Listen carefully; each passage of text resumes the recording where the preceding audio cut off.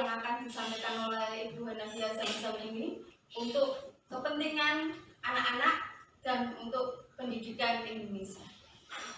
Selamat mengikuti. Terima kasih. Assalamualaikum warahmatullahi wabarakatuh. Waalaikumsalam. Kami sampaikan terima kasih kepada Ibu Yeni yang sudah memberikan sambutannya. Acara selanjutnya adalah pembacaan doa. Kepada Bapak Nur Alim dipersilakan untuk membacakan doa.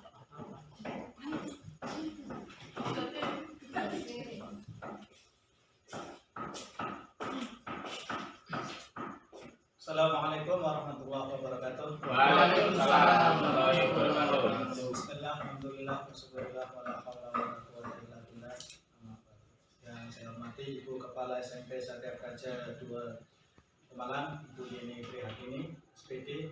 Kemudian yang saya hormati juga Ibu Hanafiah Zamzam selaku guru CGP. Mudah-mudahan hadir kita ini akan memberikan manfaat bagi kita semua dari ilmu beliau.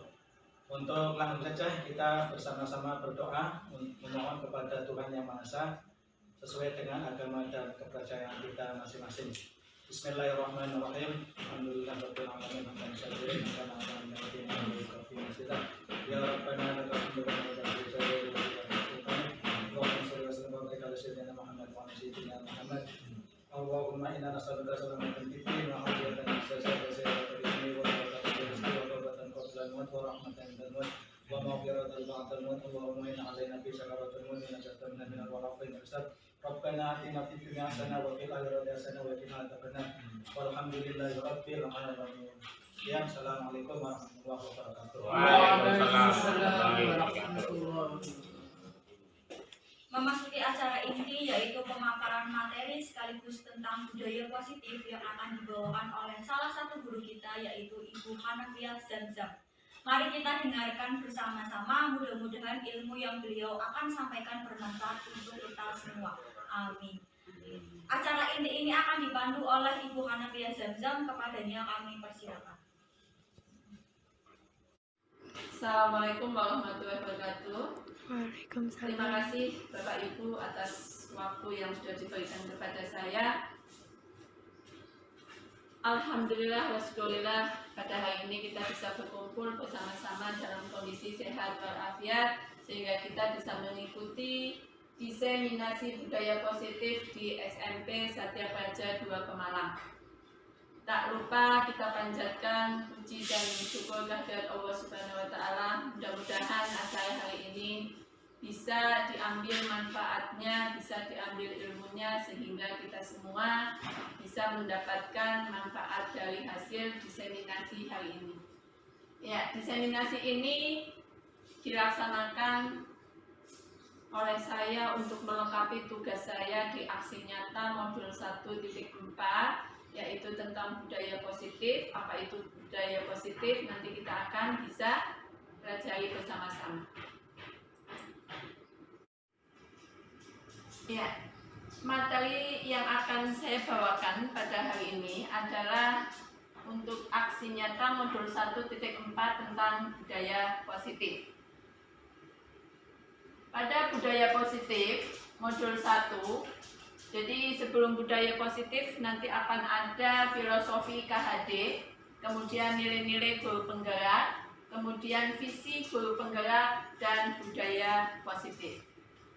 Untuk yang pertama, pada modul 1.1,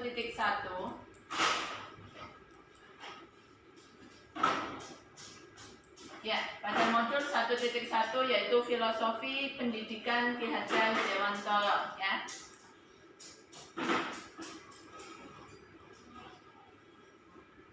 Pendidik adalah petani. Menurut Ki Hajar Dewantoro, pendidik adalah petani. Apa sih maksudnya pendidik adalah petani? Siswa yang kita peroleh di sekolah itu mempunyai beragam sifat dan kebiasaan, juga mempunyai minat dan bakat masing-masing. Jadi pada siswa baru seperti kemarin yang kita dapat nih Bapak Ibu, itu berasal dari wilayah-wilayah yang berbeda, berasal dari keluarga yang berbeda yang memang punya minat-minat dan bakat-bakat yang berlainan. Jadi kenapa Pak Ki Hajar Dewantoro itu mengistilahkan pendidik itu seperti seorang petani, karena biasanya petani itu bisa mendapatkan benih berbeda, dan benih yang berbeda ini akan berbeda pula cara menanamnya. Bagaimana petani itu harus memahami benih apa yang mereka dapatkan, kemudian bagaimana cara merawatnya agar benih-benih itu bisa tumbuh semestinya. Jadi yang tadinya benih padi bisa tumbuh padi dengan baik, benih kacang bisa menghasilkan kacang dengan baik, atau benih singkong juga bisa menghasilkan singkong yang enak, begitu ya. Jadi kita sebagai Bapak Ibu guru harus bisa memfasilitasi, harus bisa memahami karakter siswa yang kita dapatkan. Jadi kita mendapatkan siswa semacam apa, ya nanti kita harus bisa memahami, oh ya siswa ini bakatnya di sini, minatnya di sini, dan kita harus bisa memfasilitasi apa yang mereka butuhkan, karena Bapak Ibu guru di sini fungsinya bukan sebagai pendidik saja, tetapi juga sebagai fasilitator untuk anak-anak kita.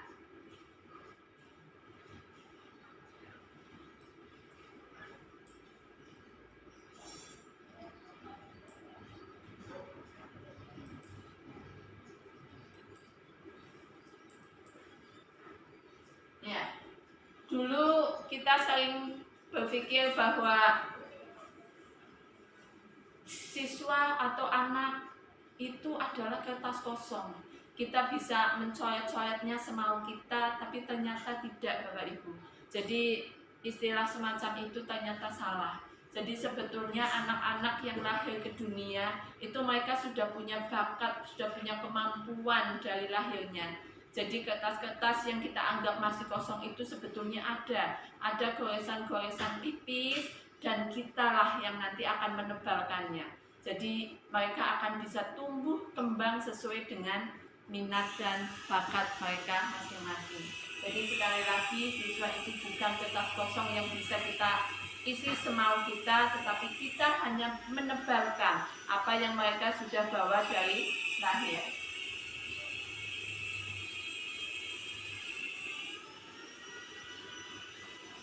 Dan di pendidikan saat ini itu kita harus bisa mengikuti kondisi anak.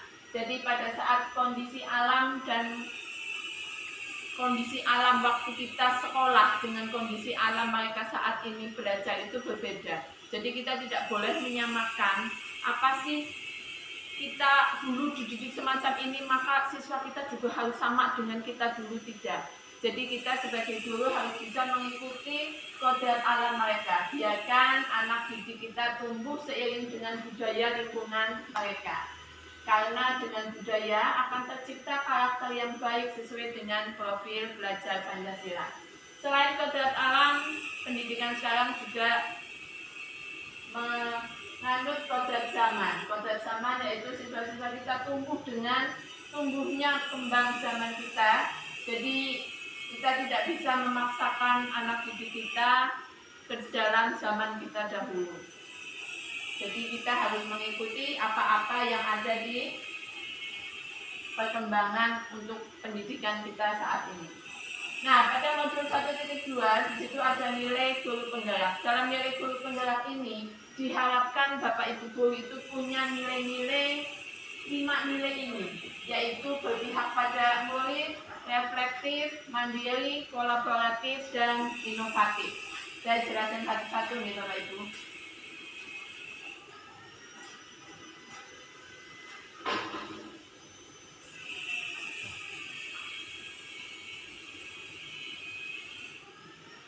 Yang pertama adalah berpihak pada murid. Jadi apa yang kita lakukan itu kita harus selalu mengutamakan siswa. Dalam setiap kegiatan apapun, tujuannya adalah siswa. Karena guru hanya berperan sebagai fasilitator. Jadi jangan kita berpikir untuk kepentingan kita sendiri, tapi apa yang akan kita lakukan harus tujuannya yang kita pikirkan itu siswa kita nanti akan bagaimana. Nah, bagaimana kita melaksanakan itu nanti bisa menggunakan kita bisa menggunakan kesepakatan kelas sehingga anak-anak itu nanti akan nyaman pada saat mereka belajar. Nilai guru penggerak yang kedua adalah reflektif. Reflektif di sini artinya kita harus terus melakukan introspeksi diri terhadap apa yang dilakukan dan menjadikan refleksi sebagai kebiasaan serta memiliki daya saing yang tinggi. Jadi kalau anak-anak kita itu sudah menintrospeksi diri, oh ya saya kekurangannya di sini, saya harus begini dan lain sebagainya, makanya mereka akan mempunyai daya saing yang tinggi. Kemudian yang ketiga adalah mandiri. Mandiri itu artinya kita sebagai guru itu harus memiliki rasa percaya diri yang tinggi bahwa dirinya punya potensi. Saya punya potensi. Jadi punya rasa percaya diri yang tinggi sehingga pada saat kita menyampaikan ke anak kita bisa lebih bertanggung jawab, punya inisiatif, terbuka, menerima pendapat orang lain, menghargai waktu dan siap menerima perubahan. Karena yang diharapkan dalam pendidikan saat ini adalah perubahan untuk anak-anak didik kita.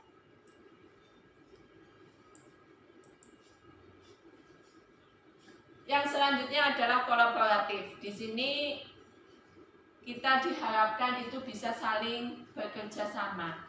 Bekerja sama dengan kepala sekolah, bekerja sama dengan rekan sejawat yang satu mapel yang sama, atau dengan rekan-rekan yang lain, sehingga kita bisa membangun rasa saling percaya diri dan menghargai kepada seluruh pihak yang ada di sini untuk hal-hal yang positif, untuk hal-hal yang baik yang bisa dilakukan. Yang terakhir adalah nilai dukungan adalah inovatif. Jadi mencari ide atau gagasan segar yang tepat guna agar pembelajaran menjadi menyenangkan. Oke. Jadi inovatif ini kita diharapkan itu punya gagasan-gagasan atau ide-ide yang baru yang akan menciptakan perubahan. Oh, misalkan dalam pembelajaran kok anak-anak kok banyak yang ngantuk dan lain sebagainya.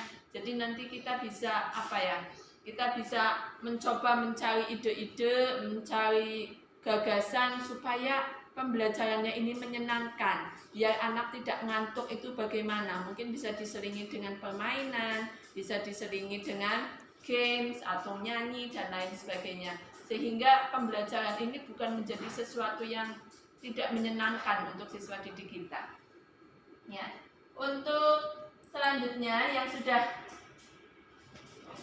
kita kemarin sepakati bersama pada saat pendampingan itu kita sudah menciptakan satu visi yaitu visi guru penggerak kita, yaitu mewujudkan peserta didik yang berkualitas, mandiri dan berakhlak mulia. Jadi visi ini bagus sekali Bapak Ibu. Kita kemarin sudah mendiskusikan bahwa apa-apa sih yang harus kita lakukan dalam mencapai visi yang kita inginkan. Jadi anak-anak yang berkualitas tidak hanya berkualitas dalam pengetahuan, cuma dalam kepribadian, kemudian berkualitas dalam segala hal. Jadi yang kita inginkan anak-anak yang berkualitas, punya prestasi yang tinggi, kemudian mandiri, mereka bisa mengerjakan sesuatu sendiri, mereka bisa mencari solusi-solusi atas permasalahannya sendiri. Kemudian juga punya akhlak yang mulia. Karena ini kemarin yang sudah kita diskusikan Bapak Ibu, bahwa kegiatan ini yang kita lakukan di sekolah, yang kita sudah mencoba, yaitu kayak sholat Jumat berjamaah, kemudian sholat duha yang setiap pagi kita lakukan, kemudian menghafal surat-surat pendek, kemudian menghafal Asmaul Husna, itu tujuannya satu, biar anak-anak itu punya akhlak yang mulia, punya akhlak yang baik, punya kepribadian yang baik. Karena kita yakin awal dari segala sesuatu adalah kepribadian anak. Kalau kepribadian anak itu sudah baik, sudah akhlaknya bagus, beriman, saya yakin kedepannya atau yang lain-lainnya nanti akan bisa menyesuaikan. Makanya kemarin saat kita diskusi, kita sudah membahas ini dan mudah-mudahan nanti kita bisa menerapkannya. Kemudian kita masuk ke budaya positif. Apa sih sebetulnya budaya positif? Jadi budaya positif itu sesuatu kegiatan yang bisa dilakukan oleh guru maupun siswa untuk perubahan baik di sekolah. Jadi kita bisa, agar filosofi KHD ini bisa terwujud, kita harus bisa menciptakan budaya positif, ya. Jadi apa saja budaya positif? 1. Disiplin positif. 2. Memahami motivasi perilaku manusia berkenaan dengan hukuman dan penghargaan. Yang ketiga, posisi kontrol sebagai guru. Yang keempat, pembuatan keyakinan kelas. Dan yang kelima, penerapan segitiga restitusi. Jadi 5 hal ini yang bisa kita wujudkan, untuk menciptakan budaya positif di kelas atau di sekolah ini bisa berhasil. Kita bahas satu-satu nih Bapak Ibu. Jadi untuk yang budaya positif, yang pertama adalah disiplin positif. Disiplin positif ini adalah cara penerapan disiplin mengajarkan anak bertanggung jawab dan menumbuhkan kesadaran diri berdasarkan nilai-nilai kebajikan. Nilai-nilai kebajikan itu banyak Bapak Ibu. Jadi nilai kebajikan mengembalikan barang pada tempatnya, mengucapkan permisi, meminta maaf pada saat dia bersalah, kemudian banyak sekali. Jadi sopan santun itu masuk ke dalam nilai kebajikan. Kemudian dia bertanggung jawab, dia mengerjakan tugas sesuai dengan waktunya, dia mengerjakan piket, itu semuanya nilai-nilai kebajikan yang bisa kita tumbuhkan dan menyadarkan anak-anak bisa melakukan sendiri tanpa harus dioper-operasi. Nah, tujuannya itu lebih ke arah disiplin diri dan dapat mengontrol dalam melakukan tindakan. Jadi dapat membuat murid memahami, menyadari berdasarkan motivasi internal, bukan karena paksaan, hukuman, ataupun pujian. Karena biasanya tanpa disadari oleh kita, itu paksaan. Anak-anak kadang melakukan apa yang kita inginkan itu terpaksa. Atau hukuman. Jadi anak-anak melakukan apa yang kita mau itu karena dia nggak mau dihukum. Dia menghindari dia nggak dihukum, makanya saya mau melakukan itu. Atau untuk mendapatkan pujian, ben saya dipuji, ben saya bisa ranking 1, biar saya dapat hadiah. Itu banyak anak-anak yang melakukan hal karena itu, bukan karena kesadaran dalam diri siswa itu sendiri. Nah, bagaimana menciptakannya? Jadi untuk menciptakan kesadaran, berarti kita nanti bisa melakukan hal-hal yang akan kita diskusikan nanti, ya. Yang kedua adalah motivasi perilaku manusia. Jadi tadi yang saya jelaskan, yang pertama ini untuk menghindari ketidaknyamanan atau hukuman. Jadi siswa ini misalkan kamu mengerjakan tugas dikumpulkan besok pagi, iya mereka mengumpulkan besok pagi, betul. Tapi itu hanya untuk menghindari hukuman karena dia takut dihukum. Kemudian yang kedua mendapatkan imbalan atau penghargaan dari orang lain. Jadi biasanya kita itu mengajarkan, ya anak-anak, siapa yang bisa mengerjakan ini nanti akan dapat hadiah dari ibu. Nah, anak-anak akan tersupport, jadi mereka akan punya semangat mengerjakan itu, tapi karena untuk apa? Untuk mendapatkan imbalan yang akan kita berikan tadi. Dan yang ketiga yaitu untuk menjadi orang yang mereka inginkan dan menghargai diri sendiri sesuai dengan nilai-nilai yang mereka percaya. Nah, Bapak Ibu, kenapa ini warnanya saya bedakan kuning? Karena inilah yang akan kita bentuk.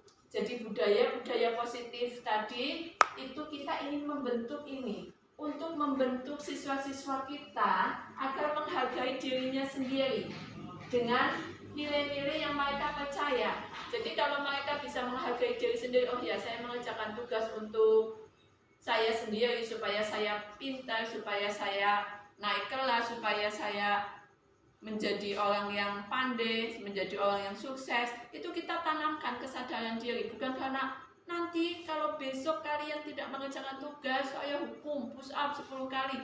Bukan karena mereka ketakutan, tapi mereka karena punya kesadaran sendiri. Ya, jadi motivasi perilaku manusia yang pertama dan kedua biru merupakan motivasi yang datang dari luar. Datang dari luar itu tadi dari bapak ibu guru. Jadi mereka mengerjakan karena takut dihukum sama bapak ibu gurunya. Kemudian karena ingin mendapatkan hadiah, itu datang dari luar. Sedangkan yang ketiga yaitu tadi menghargai diri sendiri dengan nilai-nilai yang mereka percaya, itu datang dari dalam hati. Jadi ini merupakan unsur intrinsik ya. Jadi sebaiknya kita tidak memberikan hukuman atau memberikan penghargaan yang meminimalisir motivasi eksternal dalam diri siswa dan lebih memunculkan motivasi menghargai diri sendiri sesuai dengan nilai-nilai yang mereka percayai. Itu nih Bapak Ibu. Jadi saya pun kaget waktu pertama kali mempelajari modul ini. Saya sering memberikan, oh nanti dapat bintang, anak-anak senang, oh ya saya sudah dapat bintang banyak. Tapi ternyata penghargaan itu sama nilainya dengan hukuman. Jadi ternyata penghargaan itu nilainya sama dengan hukuman karena itu tidak menyadarkan siswa. Tidak menyadarkan siswa untuk menjadi baik, untuk menjadi diri sendiri, menghargai mereka sendiri, tidak. Jadi mereka itu melakukan itu hanya karena ada imbalan. Nanti suatu saat kalau tidak ada imbalan, dia nggak akan semangat melakukan itu. Makanya yang perlu kita lakukan adalah menyadarkan mereka sendiri, bukan memberikan hadiah-hadiah ataupun memberikan hukuman.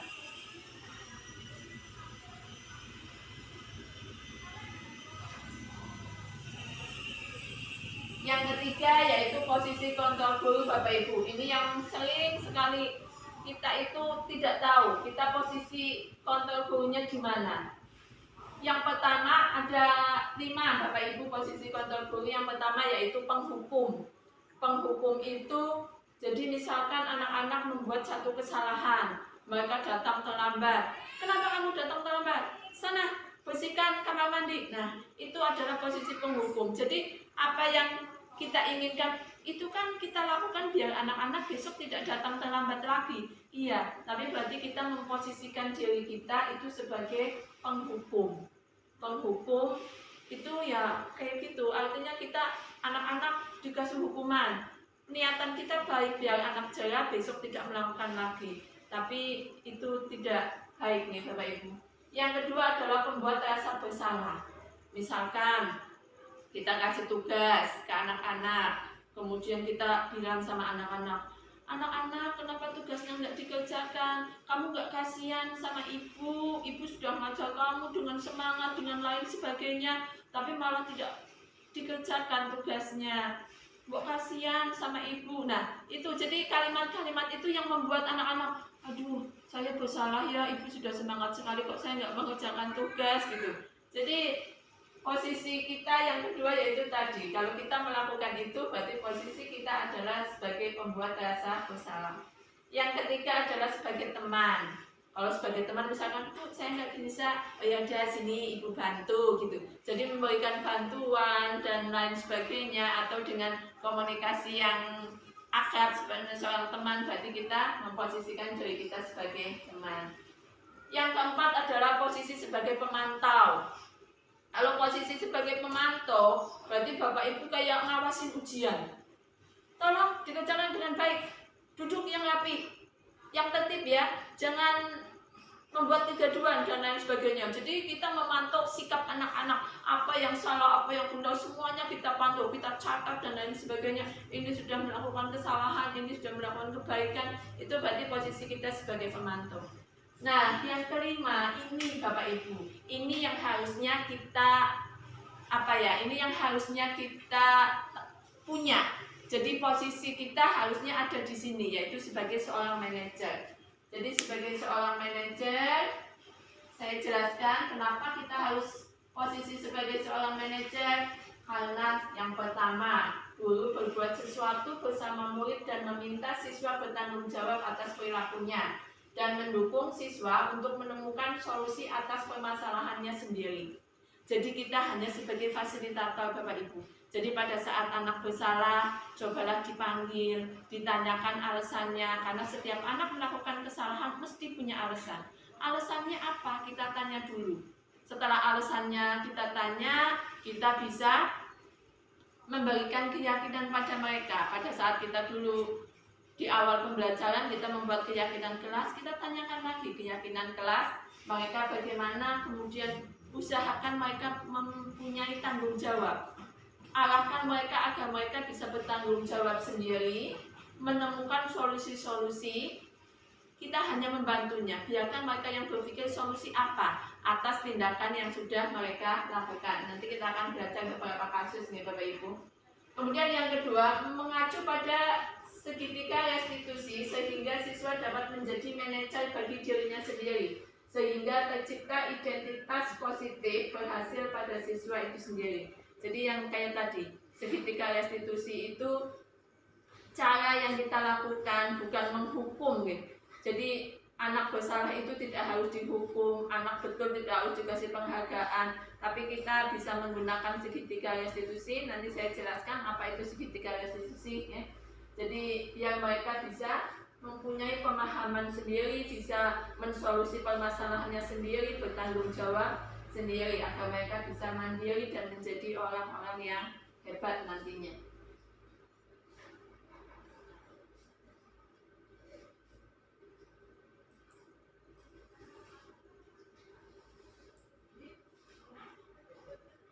Yang keempat, keyakinan kelas. Keyakinan kelas atau sekolah keyakinan kelas ini Bapak Ibu, ini adalah kelanjutan dari kesepakatan kelas.